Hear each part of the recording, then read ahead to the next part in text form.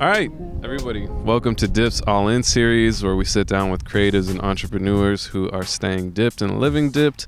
We got a very special guest for you today. Please tell us who you are and what you do. Hello, my name is Maddox Jr. I'm an entrepreneur / basketball player. I play at Western Michigan. Excellent. So where are you from? I'm from Detroit, Michigan. Hey. Yeah. Yeah. From the 313. That's dope. So did athletics bring you out here? Yes, sir. Yeah. So I just transferred from Oak University to Cal State Fullerton, and I've been at Cal State Fullerton for the last 2 years. Hey. Yeah. Excellent. So give us a little bit more detail about what you do. So you say you're an entrepreneur, you play ball. Tell us a little bit more. So I do a little bit of everything. Entrepreneur. I'm in the process of trying to be a business owner for reselling clothes. I'm gonna play basketball. I love to network. I network. You know what I'm saying? I do a lot of different things. Yeah. Like you said, I'm dip. I got my hands in a lot of different things. I love that. Yeah. So how did you get your start with basketball? And then let's talk about some of your entrepreneurship, adventures. Okay. I'll probably say the start with basketball was me and my dad. I know my dad was a big part of my life and my basketball decisions and my basketball process.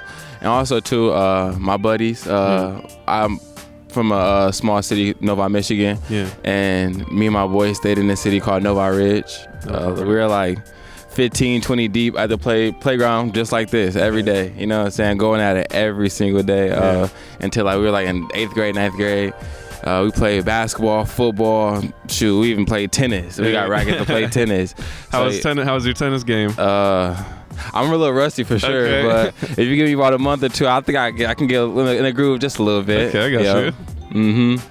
But no, so with that being said, it all started out here, on the playground.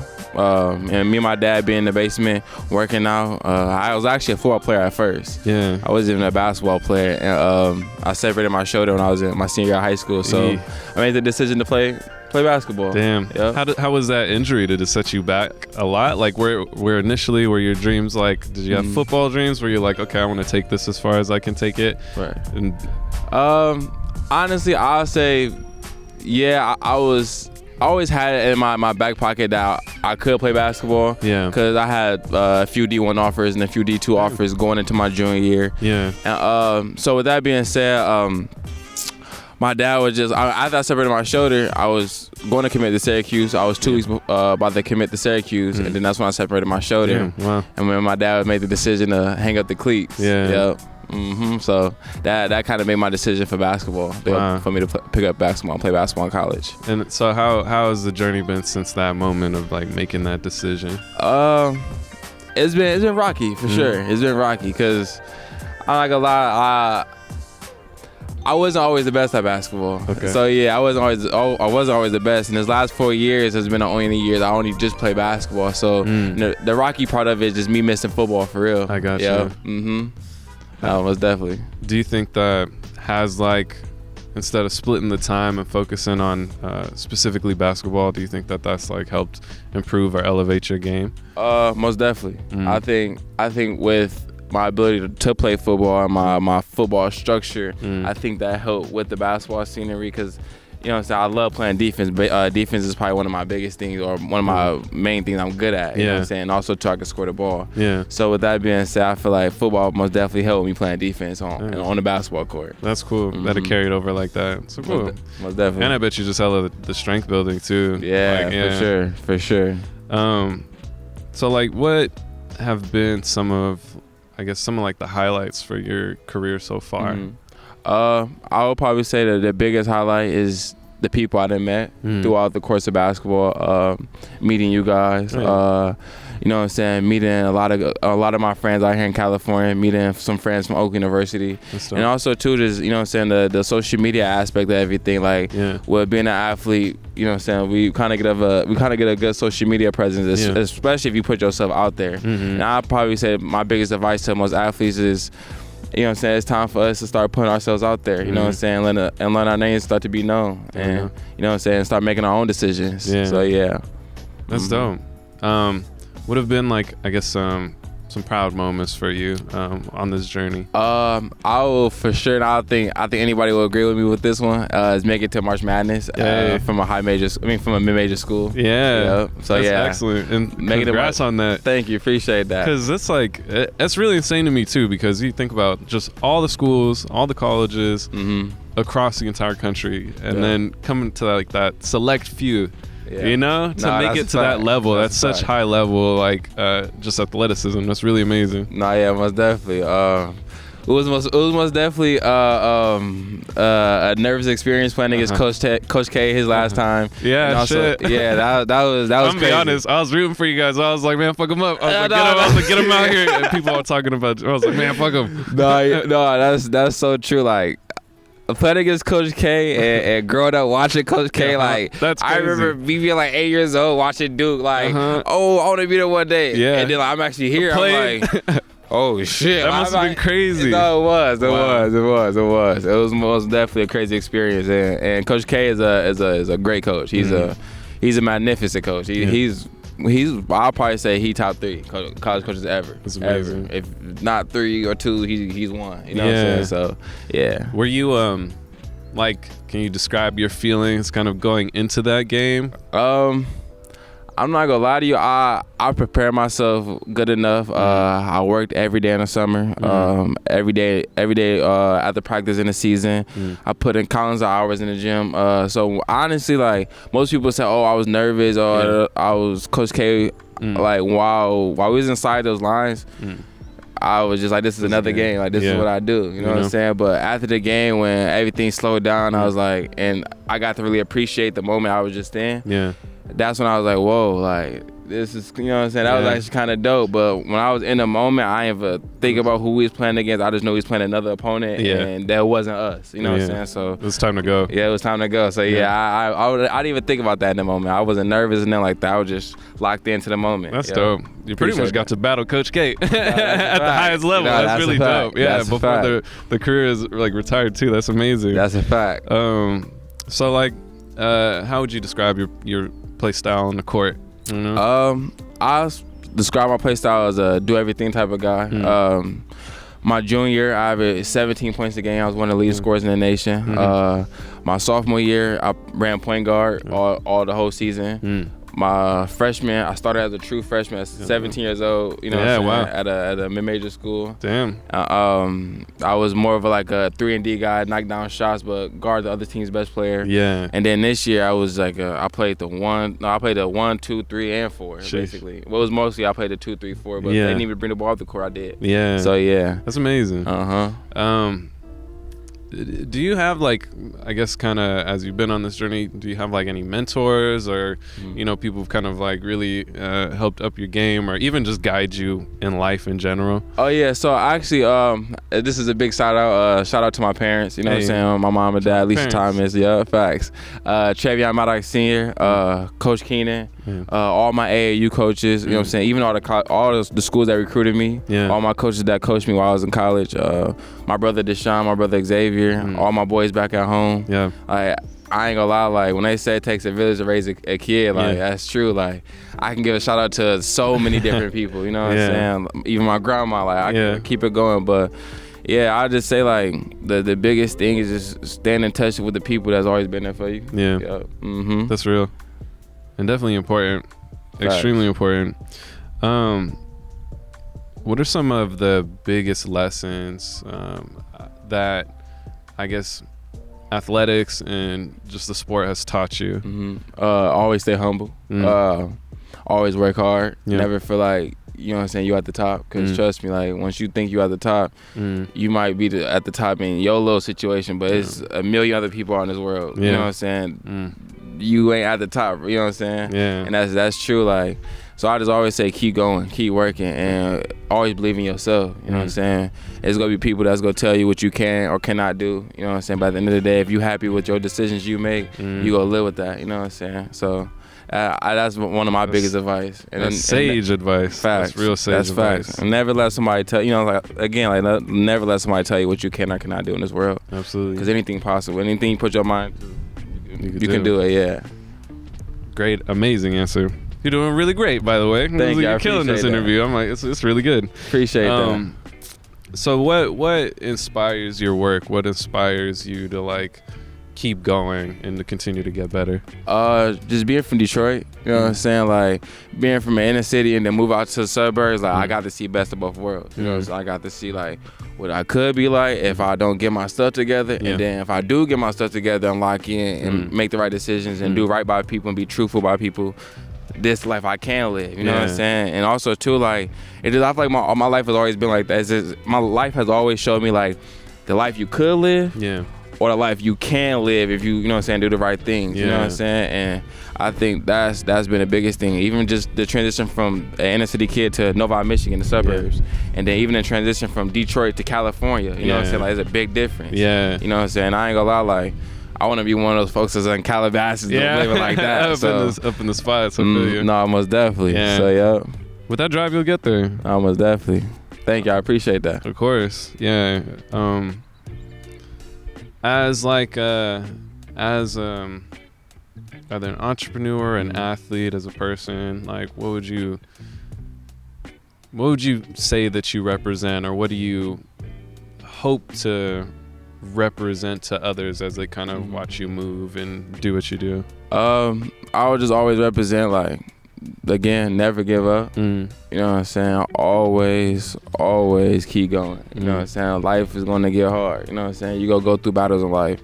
You'll go through trials and tribulations in life. You know what I'm saying? But never give up, and never give up on yourself. You know what I'm saying? And also, too, I would say is be truthful. Be yourself. I don't care around what group of people you are in. Like, always be yourself. You know what I'm saying? Never switch up. You know what I'm saying? For another group. You know what I'm saying? Like, always be truthful to your peoples. Never switch up on your people. So I say that's the biggest thing for me is like always keep going. You know what I'm saying? Straight up. Excellent. Yeah. Amazing. Tell us about some of your entrepreneurship ventures. You're just telling us about some camps, some workshops. You got some stuff in motion. Tell us what's going on. So I got a camp, Trey Maddox Hometown Heroes Camp, June 22nd. Place where they could follow. Is there like an account or a website or anything that people can find it on? Got you. My website is TreyMaddoxJr.com. My website is actually in my Instagram bio and my Twitter bio. Instagram Trey Maddox Jr. Twitter Trey Maddox Jr. TRAY, not TREY. So good distinction. We'll share links as well. Yes, but so I got my camp on the 22nd, 5th through 8th grade.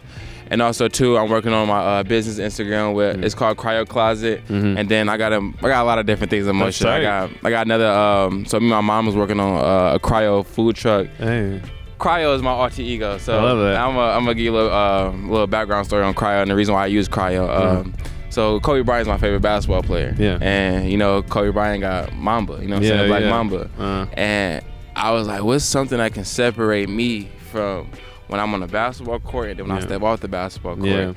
And I remember my first time going to cryotherapy was like in like my sophomore year, and I was like, that word cryo sweet, cryotherapy, like ice cold, I like that. You know what I'm saying? Like, and the Migos came with ice tray the gang, like, and I was like ice tray, and then cryo means cold, and I was like, I'm gonna start using that. Like, I remember, so my Instagram, I changed my Instagram name for a minute to like Cryo Trey 2X, and then I was like, nah, that's lame. Like, I don't like that. And then I changed it to like Travion Maddox. Now I have it to this right now, Trey Maddox Jr. And then my boys, like, all my boys back at home still call me Cryo. They be like, man, when you on that court, bro, you be Cryo Trey. Yeah, that's cool. And I'm like, yo, they is cool. Right. Like, I do, because that's the thing. Like, I swear to God, when I'm in those lines, I get into like a different zone. Like, it's a zone where it's like anything outside, it don't matter. The flow state. It's just the flow state, exactly. And with me having ADHD, I got it, like, you know, because I do have ADHD. Shout out to people that got ADHD. Like, hey, y'all not alone. So like, I have ADHD, and I'm always so used to getting distracted by the outside noise, but when I'm in cryo mode, when Cryo Trey is activated, nothing else matters. You know what I'm saying? Everything goes. I'm just locked into the moment. Yeah. Exactly. So that was me finding a way of separating Trey Maddox Jr. and then Cryo Trey or myself when I'm on the court. That's so dope. Yeah. Even that background story, that's really tight. Nah, I appreciate really that. Tight. I appreciate that. No, yeah. So I kind of just took that name and ran with it. Like I got my business page Cryo Closet, and then me and my mom working on a Cryo food truck. That's dope. Yep. Shout out to moms too. Shout out to moms. That's dope. Love you, mama. Yeah. I'm coming back home, so miss you. I need some home cooked meals. That's fire. I guess what are some things that you're excited for, either coming up in the future or just some things that you're looking forward to? I'm really excited for this camp, and also too I'm just excited just for the NIL process, work with different companies, you know what I'm saying, also too just learning the business side of everything, and also too my biggest thing I'm excited about is going to play pro after this year. So exactly, that's a fact. There we that's go. A fact. Yeah, that's a fact. But no, yeah, just. And one of my favorite rappers is Nipsey Hussle. You know what I'm saying? In his interview, he said, and that's the thing, I'm not even from out here. You know what I'm saying? And I ain't gonna lie, if you want to call me a fake bandwagon Nipsey Hussle fan, not at all. No. Hey, no, but like, Nipsey's real. No, so that's a fact. It's just like if you're really fucking with Nip, you know. That's a fact. And I ain't get put on to him until he passed away. I ain't gonna lie. You know what I'm saying? So I remember I was watching one of his interviews, and he was like, and he literally said, was like, man, hey, keep going, cause you were a lot closer than when you started. You know what I'm saying? It's a marathon. It's a marathon. You know what I'm saying? Not a sprint. So with that being said, like my dad's always said that to me. My pops always said that. He was like, in life is a marathon, not a sprint. So yeah, like that really stuck home with me. You know what I'm saying? So I mess with Nipsey. Yeah, you know what I'm saying? Rest in peace, Nip. Yeah, fact. Rest in peace, Nip. Yeah. That's a fact, man. That's really tight. Appreciate that. Yeah, Seb's got some curious questions about the food truck, and we'd love for Trey to go a little more into detail if you're able to. Nah, yeah. So the food truck business, the food I wanted, me and my mom was talking about selling was soul food, because we got to have a soul food place like in the suburban area, because we know like. Oh hell yeah! Especially if you bring that shit out here in Orange County too. It's like it's a desert out here. It's bad. I'll just drop off. You can grab that. It's in between. There you go. But so yeah, I started. Me and my mom want to start a food truck business. So we go have soul food. Cause my folks, they from Mississippi. You know what I'm saying? They from Georgia. Yeah, they do it right. Yeah, exactly. So they know how to throw down in the kitchen. Not that wet, saucy mac and cheese. Nah, facts. You know, when you come out here and you get the mac and cheese. No, like, that's what is this? Right. Oh me, so chicken, mashed potatoes, mac and cheese. That's you already know it's a cornbread. I love that. I'll be fucking a customer at your truck. Okay. Tell me when you come out with that. I'll be in line. All right, man, say that. I got you for sure. Thank you. I got you. Amazing. Yeah. So, final question: what are some of the, I guess, some kind of challenges or just things that have happened that you had to overcome, and like how were you able to overcome them? Yeah. Biggest thing I probably say is I never been given anything. Like everything that I got in this life, I have to really work for. You know what I'm saying? And that's life. You gotta work for anything that you get. You know what I'm saying? But just even growing up in a suburban area, predominantly white, predominantly not with my folk, you know what I'm saying, the African American culture, I've faced a lot of different racial interactions out, you know what I'm saying, out in Novi area, and not just Novi, but just in the around area, around, exactly. But no, yeah, I remember when I was my junior year of high school, and my teacher, I ain't gonna say no names, but I had a teacher, she kind of said to me, I was a big fish in a small pond. You know what I'm saying? She was like, oh, you're too confident. You think you're just so much better than people. And the thing is, me personally, never think I'm better than anybody. You know what I'm saying? Like I'm the biggest person to always say, like, believe in yourself. You know what I'm saying? The reason why I say that is because it's like I dealt with people, you know what I'm saying, doubting me with just you know what I'm saying, personal experiences like the one I just gave you, and it's just.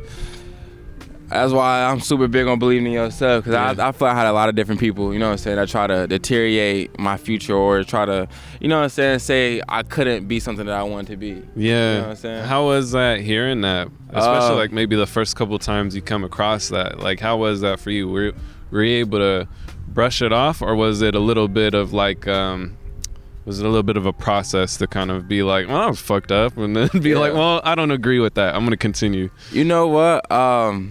I'll probably say I was able to brush it off. Yeah, just for the simple fact that I use a lot of things as motivation. You know what I'm saying? So when I heard my teacher say that, like, I was like, So you feel this is how you truly feel. Like that's the thing. Like, I never like took things like that like super to heart to the point where it's affected me. You know what I'm saying? Affected my energy. Because I've always been big on, even when I was young, I was always big on being by myself because I like to keep my energy protected. I feel you. You know what I'm saying?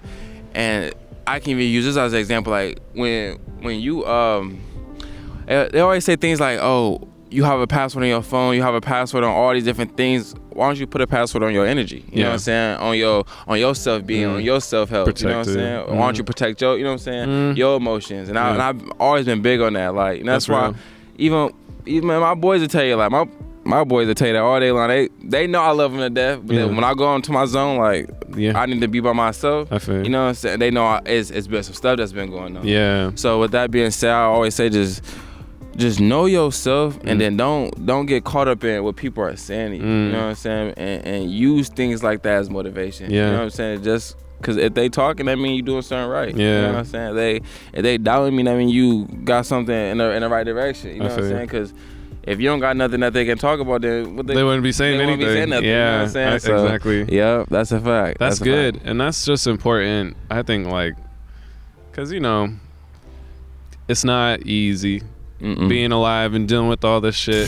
I think it's like you need to develop those skills to kind of survive, because at the end of the day, like you said, like my version of that is you got to be your own biggest fan. That's you know, you got to be your own biggest supporter, because at the end of the day, this always internal. It's always, you know, it's always you versus you. You know, and that's so true. You know what I'm saying? So for you to have been able to figure that out at like an early age and to be able to get to where you're at now, kudos to you. And great job. You know, you got a strong mind. That's really important. Appreciate that. You know, you've done a really good job, and you're going to continue to go and do great things. So that's a fact. It's been fucking awesome talking with you. Thank you. I appreciate that. That's real talk, though. That's real talk. I appreciate you, too. That's love. And you know what I'm saying? And also, too, man, I just appreciate y'all just having me out. You know what I'm saying? Because shoot, being in California, is so many different talented people out here, you know what I'm saying? So for y'all to, you know what I'm saying, reach out and hit me up to do an interview with y'all, like, that's a blessing. You know what I'm saying? Like, and I never take that for granted, you know what I'm saying? And for, you know what I'm saying, to other entrepreneurs out there, bro, stay humble, bro. You know what I'm saying? I don't care how big your name get, always show love to the people that you feel like that's beneath you. You know what I'm saying? I don't care how big you get. I don't care if you got $100 million in your bank account. You know what I'm saying? That still don't matter. Because at the end of the day, the man that make the real judgment is upstairs. You know what I'm saying? So with that being said, it's like, always stay humble. You know what I'm saying? Like, always stay humble. Like Kendrick said, take all that shit off. Bitch, you ugly as fuck. You know what I'm saying? Don't be ugly. That's a fact. Good. Don't be ugly. Good. Be Let's truthful. go. Facts. All right. It's been a really amazing interview. Really glad to have been able to sit down with you. We're here to our last question. And this is something that we ask everyone we sit down with. But Dipped is about being all in on what you love to do. What advice would you give to the next person who is trying to go out there and do their own thing, or maybe they're just starting this journey and they're trying to figure stuff out? What would you tell them? My advice would be step out your comfort zone. Don't get comfortable. You know what I'm saying? Because everybody around you will usually be comfortable. You know what I'm saying? And it's good to be different. Don't ever feel like it's a bad thing to be different. You know what I'm saying? Because being different, trust me, it's gonna work out in the long run. You know what I'm saying? It's gonna work out in the future, especially if you believe in the things that you believe in. You go see the true outcome of it. You know what I'm saying? So, just never stay comfortable. Always, it's okay. It's okay to step outside your box. There we go. You heard it here first. It's been a wonderful interview. Hey, I'm Trey Maddox and I'm Dip. Hey. Yes, sir. Yes, sir. All right, we did it. Yeah, that was great. You did great. You killed it. Appreciate that, bro. That was really good. Nice. Great job. Yeah, that was really good.